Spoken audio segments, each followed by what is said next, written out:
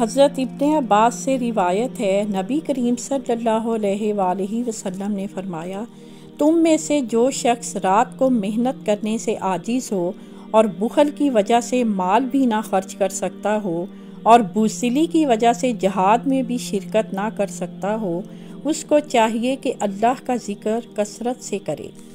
نفلی عبادات، صدقات اور جہاد فی سبیل اللہ کا بڑا درجہ ہے، کیونکہ یہ آخرت میں بخشش کا ذریعہ بنتے ہیں۔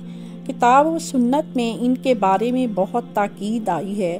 اگر کوئی شخص نفلی عبادت نہ کر سکے، مال نہ ہونے کی وجہ سے یا بخل کی وجہ سے اللہ کی راہ میں خرچ نہ کر سکے اور ایسے ہی جہاد میں بھی حصہ نہ لے سکے، تو اسے چاہیے کہ وہ ذکر کی کثرت کرے جو ان اعمال کی تلافی کر دے گا۔